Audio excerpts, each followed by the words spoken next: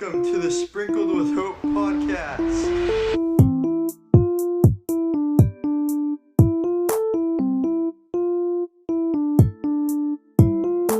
This is Jason. And this is Shane. And it's podcast time. Welcome to your Sprinkle with Hope podcast, and your host Shane. And today we have a really special guest. We have been circling this for a while. So Lauren Abrams is the founding member and managing partner of the law offices of Lauren Abrams. She has been exclusively protecting the rights of employees for over 22 years. She's authored numerous articles on the rights of workers and has been heard on KNX Business Hour, ABC News, and Good Morning America. And you might be thinking, well, why is this lawyer on Sprinkle with Hope podcast? Well, if you're watching, it's because of what's behind Lauren, why we've asked her to come on. So she is also a podcaster and started 52 Weeks of Hope. So Lauren, tell us, how does a lawyer like you jump into the podcast arena and talk about hope? Yeah, it was not planned, that's for sure. Yeah, and one has nothing to do with the other, although I maybe some lawyers listen. I have no idea. I know the head of the California Employment Lawyers Association, the person who runs it, she loves the podcast.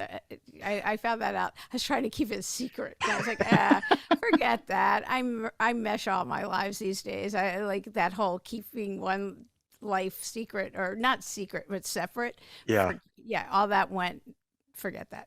Anyway, you keep your friends and then your work life and then your school friends and these and that. Yeah, all that. That gets too complicated, especially when you become parents and then you have those people. Like, it's so much easier just to merge everyone. Whoever gets along gets along. Right. And all that kind of thing. Anyway, so how this came about was I went through my hard. We all go through our own hard times. It's part of life. There's no escaping it. But this one really surprised me. And so when I got through it, I was like, what the hell was that? Really, I just was really surprised. The only way through is through. And I went on my own kind of soul search, soul journey, where I was like, why are we here? That kind of a thing. And I thought, I'm going to interview a person a week for a year, a much older demographic, saying, what have you gleaned from living life? Tell me, I need to know. They say no one on their deathbed ever wished they worked harder or made more money. So I want to know what you've learned. And I'm not a DIYer, but that's as close as I get to DIY. And I was a single mom, and I'm raising kids and giving back to my community and have my law practice and everything, so that one person a week seemed doable. And I started doing it, and people would divulge the most personal information to me. I'm not a shrink or anything, but really it was, and after 2.5 months, it was so rich and so good. I thought, I have to share this. Plus there started to be common themes I was hearing. And I was like, this is so good. I'll write one of those books where, you open it up and you're like, that's just what I need to hear. Yeah. Or you close it and you open it again. You're like, no, that's what I needed to hear. Just one of those good books. Anyway, and I'll call it 52 Weeks of Hope. And then COVID hit. So I pivoted, because that's what we do in life. We pivot. And I started podcasting. And then I wasn't confined to interviewing people in Los Angeles. I could interview people everywhere. Yeah. And I love podcasting. And what I did is I took the first 52 weeks episodes and I compiled those messages of hope into 8 overarching themes. I call it the meaning of life. And and so because there really are overarching themes. So that was fun. And now I'm almost to week 100, actually. So anyway, Wow. So that's how that came about. And I just love it. I get to talk to the most amazing people. I'm with you, Lauren. I love podcasting. It's one of the things that I didn't know I would like it until I started doing it, right? And being able to talk to so many people with such diverse backgrounds and all over the entire globe, right? So maybe you can share some of the things that the insights that you glean from interviewing all of these amazing people. What are those kind of themes that you kind of ran across, and what were those? Yeah, and I don't think it's that surprising. A lot of them. One is community. We are not meant to isolate. To sit inside, and one of the things I've been talking about a lot lately and writing about is to sit inside. You start thinking, I can't go to that. Everyone there will know each other. I don't know anyone. And the more you sit and isolate, the more your head starts going. and life's in session. This is a life to live now. Like, and so you have to get out there. And isolation is just a killer. So community is the number one thing. We are meant to live in community. Texting does not get rid of that isolation. And I love how people who isolate, their solution to isolation is more isolation. Like, it's not good. It's just not good. So community is number one. In the blue zones where people live the longest and the healthiest and happiest, like who wants to live the longest if you're not happy and healthy, Right. And they live close to each other. I thought, oh, they must live at beaches and sunny, beautiful, perfect weather, but it's cold in a lot of those regions. So I don't know what that means, and probably nothing, but it's not where the ideal climate is. But it's about community. That's such a big one. And another is love and service, doing for others. Is huge. It makes you feel good. I never feel like going and helping other people, but when I leave, I always feel better. Always, 100% of the time. I've never not felt better from helping somebody else. So I always think, I'm busy, true. I have kids, I have this, I have work, but then you just show up, and when you leave, you feel better. There's people that need mentoring. There's always some place to help. Go to, like, feed the homeless. Like, there's so many places to help these days. No matter what's going on with you, someone has it worse. Yeah, that is true. I think it's really cool, going back to a few things that you've said. You started by saying you went through a hard thing, and now you're talking to people and putting out this podcast. You also mentioned that you might not like to help or serve other people. And I would not agree with that, because I think what you're doing is serving those people that might not have ever heard your message, and that you're giving out this podcast of 52 weeks of hope, and it might be helping them overcome some of those hardships that they went through. So I just find it always interesting that people go through a hard time, and then they want to turn around and make that a positive for other people, right? Not just themselves, like you did. So what other things do you have going on in your life that might be interesting to our listeners? Well, and I will give a couple other, like, little messages, because I think they're so interesting. Yeah. And I want to, you also sparked something else. So somebody I just talked to who actually grew up in apartheid South Africa, which I never get to talk to anybody like that. So that was just so interesting to me. And she calls those dark times, she says, when you're on your knees and really at your worst, she said, that's your gold. And she grew up, and her whole dream was to live in America, and it's because of TV shows and everything else. And she at 7, she said, I'm going to live in New York City. And she manifested it. She ended up living in New York City and doing all this. And she left corporate America because it didn't fulfill her.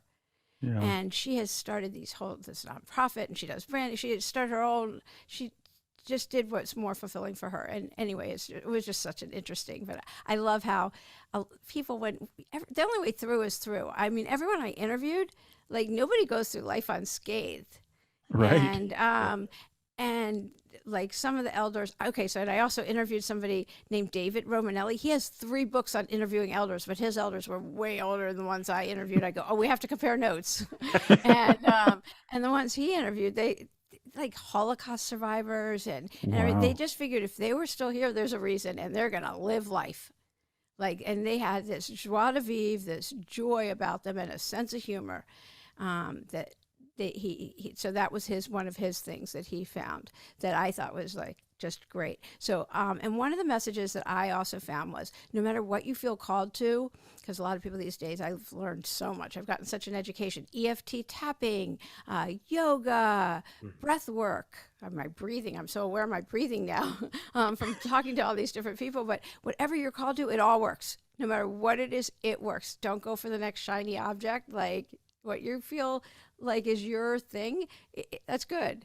Like, you don't need to keep going. So anyway, and what I'm doing now is working on a TED Talk about this with the messages. And because where I started is really very low bottom. I had hit rock bottom when I was young, and like dirt floor, strung out, 83 pounds, just nowhere. And I was able to go from that and seeing really hopeless. And from that to get hope and to build slowly a life and get an education and get married, have kids, get divorced, have this thriving practice. This is why that, and always giving back, always grateful, can't believe I'm alive and I have this life. And that's why it really surprised me when I went through this period. And I was like, me? Yeah. Like, I'm always doing so anyway. So that's why I was like, wait, how's that possible? And you don't get through life unscathed. I don't care what you've been through. That's just part of it. It's really true. And hats off to you for, I think we've all hit some point that we would call rock bottom in our life. And I've definitely been there. Mine was some drug abuse and just being in a really bad situation. And so I understand, that rock bottom and what that feels like, and just feeling like there's not really a way out, but somehow we come out of the ashes and we find a way through it. I'm just curious, in all of these interviews that you have done, is there any that you just really stand out to you as like, some of these gems that you shared? Is there any that just like, wow, it was almost a life-changing thing that happened to you when you talked to this person? I feel like so many of them are when I'm talking to them, and then I could talk to somebody else. I'm like, that's incredible, too. I've learned. I was taught that feelings only last for 5 minutes, and I was like, really? Okay, I'm going to lean into this one because I just like the happy ones, and I'm like, okay, then I'm going to lean into it. But I have since learned in the last few months, feelings last for 90 seconds. It's the stories we attach to it. And I'm like, okay, how do we not attach stories? Tell me. I have now interviewed 2 people that told me they last 90 seconds. It's the stories we attach to it. And I'm like, okay, now 2 people have told me this. So I'm like, and so I do know that if we just feel our feelings, and this is what I've learned, and this is a lot of the breath work. I was doing EFT tapping for a while, and now the breathing. And I have learned that if I feel my feelings, just really close my eyes and feel them and feel where they are in my body, physiologically where they are, and then feel where they move to, I'm creating new I forgot the word, neurotransmitters, and I won't replicate that again. So, and then I get to move on, and that's where growth comes from. And I can help someone else and go, okay, that's fear. You're feeling fear. Feel it. Where is it in your body? For me, it's usually in my gut. That's where it goes for me. Some people, it's in their throat. Then it moves. But you have to actually be quiet and close your eyes. You don't have to close your eyes, but you have to actually be still, and you feel it, and you can feel it move and then flow out of your body. And then you've changed your brain chemistry. So I think that's very cool. And Joey Klein has a whole rewiring thing, but I don't even think I learned it from him. I think it's a compilation of a lot of different people. And so I thought that was really cool. I mean, anything to I like fast. Let me fast. Let me move on. Okay, let's go. Yeah. And I've had to learn to slow down. And I meditate every day, and and I've learned to be really gentle with myself. I can meditate for 6 minutes. I don't know what it is with 6 minutes. A lot of people go, oh yeah, 6 minutes. So, but I have an app, and there's this really, really good 6-minute meditation if I can't get in 15 or 20. And so I like that. And putting your hand on your heart. That's a big soothing thing that I've learned. So those are some. Yeah, that's super interesting. We always are fascinated with the mind and the body and how it's connected. And like you were talking about, that we feel our feelings, but then we can release them by however it is we do it, whether it's with our mind or just letting the feeling go. And then that fear is gone, or anxiety is gone, or whatever you're feeling, but you allow yourself to feel it. I think that's so interesting. Yeah. And then imposter syndrome is a big one. And it's where you think you're a fake or a fraud and you're going to get found out. And a lot of people, maybe you just got that new job and you couldn't wait to get it and you're so excited. And then you're about to start, say, on Monday. and you're like, oh my God, they're going to find out I can't do it. You can do it. You got that job for a reason. There's a reason you got that job, but you have to feel the feelings, and it's fear. It's all fear based, and a lot of very high achieving people talk about having had that. I have articles on my website. I have a quiz, but you don't need a quiz. You know when you feel it. I mean, I guess it's fun to do quizzes, but I have a couple examples. I can remember when I was a mom with my kids on a playground when they were little, and thinking, look at me. Now they call it adulting, but I was like, look at me. These kids are calling me mom. Like, it's like I'm faking being a mom. No, I'm a mom.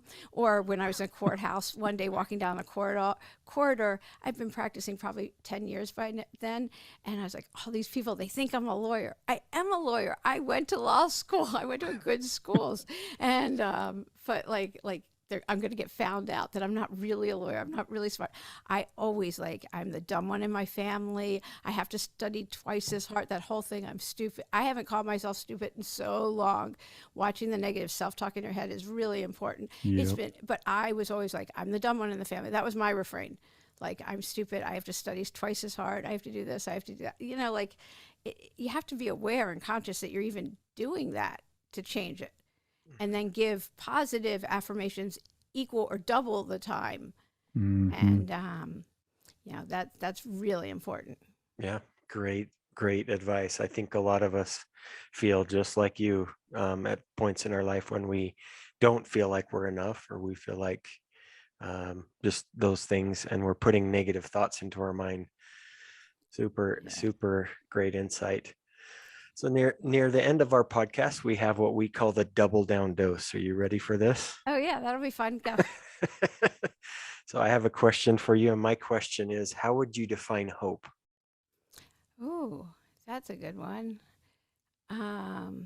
It's that light. It's just that light. And you don't have to have 100% hope. 50, just a little. And you can borrow some of ours. If you're feeling hopeless, borrow ours. You don't have to have this grand hope. I've been hopeless. I've been completely and totally hopeless. And I've been there, and I did not see a way out. And that's going back to when I was completely down and out. And telling somebody and borrowing their light, it makes a world of difference. And it's just a little bit of light, just that little piece that it'll get better, because it always gets better. I've interviewed enough people that have been really I can't believe we are, like I said, a resilient species. And I wish I remember, I interviewed somebody who told me she lived in New York City. After 9/11, she saw somebody with a sign, and HOPE was an acronym for something, and he was wearing it. Just the billboard on his, that he was wearing, and it was perfect. And I can't think of it right now. That's what I was flashed on when you asked that question. Oh. And I'm sure when we're done, I'll think of it and I'll email it to you. But whatever. And but it's a perfect definition for it. But to me, it's that light. That tomorrow's a new day, but it's not even tomorrow. It's, what, things will be better. You're going to feel different in an hour or in a couple of hours. Because even I know people who have lost their kids and their whole day isn't bad. Hours of their day is bad. Okay. And to me, there's nothing worse. I mean, that's the worst. And, and they're getting through. So, there's always light. I love that. It's so good. And as you were talking, kind of, we haven't talked about it for a while, but Shane and I created a HOPE acronym because we just love hope and think that there needs to be more of it. But it's heart overcome passion and enough, or being enough, knowing that you are enough. So that was our acronym that we created. But that just kind of sparked in my head, when you talked about that HOPE acronym. So the second part of the double down dose that we really like to ask is, what is your definition of love? Oh, I tell this story about my kids in the back seat of my car when they were really little. They will deny it to the hilt now because, but this is a true story. I'm driving and I hear my little girl. Girls have attitude from a very young age, and and she goes, "Mommy's talking to God again," and she's 5 and my son's 2 at the time, and my son goes, what's God? And she says, with all the attitude, you can't see God, Brett. It's like love or the wind. You can only feel it. Wow. And I get all puffed up like I've done something right. I have no idea where she came up with it. And love is a feeling, but it's also an action. And I can't just tell my husband or my kids or my friends that I love them. I need to show it.